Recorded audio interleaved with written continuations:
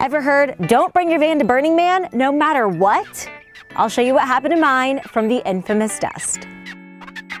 Hey guys and gals, I'm Liz Bryant, or Wild by the Mile on Instagram. You may notice the van looks a little different. Right now I am in the thick of cleaning, so the cushion covers are off the cushions. I had 3 loads of laundry, loads to the brim of the laundry drum. We're sitting outside in a dust storm with our respirator mask on. Honestly, I'm still decompressing, and it's really hard to use my brain after 7 days in the Nevada desert with a completely new experience. I know that you typically see my video and I talk under shots, like I'll shoot a lot of stuff and then I'll talk under it.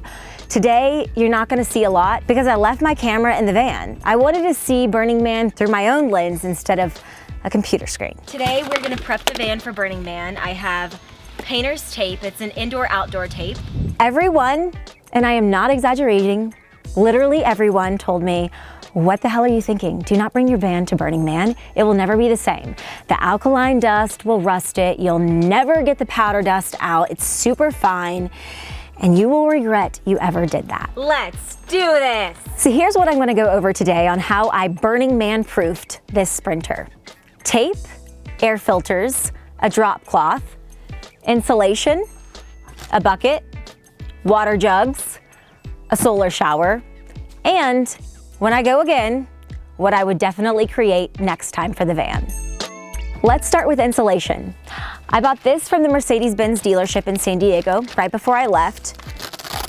It rolls out and it covers the front window. This curtain was drawn the entire time, covering and protecting the cab from the cab in. So the roller shade behind me was down. The back door windows were covered with those shades that magnetized to the steel, and even the window above the sink was covered.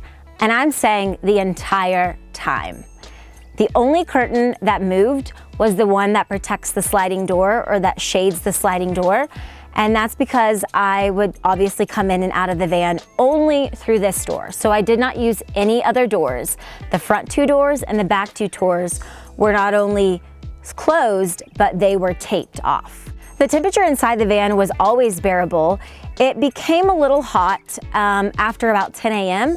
That's when I would turn the overhead fan on and I would open the vents beside my bed. Speaking of the fan, I taped an air filter to it on the inside of the van. That way, when I turned on the fan, there wasn't a bunch of dust that came in. I just ripped apart a filter and we're gonna put that on the inside of the fan. I'm flattening this filter so that it will lay flat. So I was going to put air filters on these side windows behind me, but I never got around to it. Now I'm sure more dust did come in the van, but it wasn't so much that it's unbearable or uncleanable. Plus, without the air filters, I was able to feel a breeze as I laid in bed past 10 a.m. And I'm not gonna confirm nor deny that ever happened. Speaking of the bed, I kept this in bed mode most of the time. That way I could come back and take naps. I only put it in bench mode a few times, and if I put it in bench mode, I would make sure to keep the Tempur-Pedic topper out here. So if I wanted to go to the bathroom in my own toilet, I could do so with ease without having to take it out, put it back in countless times. And that bathroom, wet room, shower room was invaluable. I used my toilet many times throughout the day instead of public porta potties. I also took 2 showers in the week. Okay, now that I look like a Halloween character that was electrocuted with my hair, I'm gonna take a shower in the van using this solar shower. I bought this solar shower from REI. You use this foot pump to add air to the bag, which creates pressure, and that pressure creates obviously pressure for the hose to spit out a good amount of water. That's good! This solar shower stores 5 gallons of water.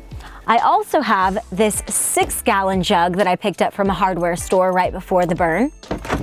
Full to the top. I never used any water out of this. In addition to these 2 water storage jugs, I picked up 3.5 gallons of water jugs, and I filled my 16-gallon water tank, which is underneath the bench. I use the sink water to wash my face, to brush my teeth, to wash my hands multiple times repeatedly throughout the day, and wash dishes. And yes, I did dishes this week, multiple times. I ran out of sink water the second I pulled away, so it lasted the entire 7 days. When I bought the water jug, I also bought this bucket at a home improvement store because I don't have gray water tanks. So any water that comes out of the sink drains down to the ground, or any water that's in the wet room drains to the ground. And then I would dump it into an evaporation tank. This drop cloth is going on the floor. The single best buy for Burning Man, a non-negotiable, is a drop cloth to cover the floor. I made the entrance to the van a dust wipe-off station. When you opened up this sliding door, I took off my boots and I took off my socks right at this step. I also put a rag right here so that I could wipe off my legs and my arms from dust. This is what I would do differently though. I didn't cover this step with the drop cloth, I stopped it at the wood floors. I would definitely cover the step next time with the drop cloth. The other zone I would create, I would place a mat or AstroTurf right outside the sliding door. So instead of taking my boots off at this step, I would take my boots off, wipe my feet off, and my legs off on the AstroTurf right outside. As for the exterior, all the little fine lines that come together, I taped. So the window lines, the door lines, even the hood of the car where the engine is underneath. A non-van tip, but something very important I think I should pass along to you. Bring plenty of tissues because the dust makes you sneeze, it activates your allergies. And bring Q-tips and Neosporin or another type of moisturizer.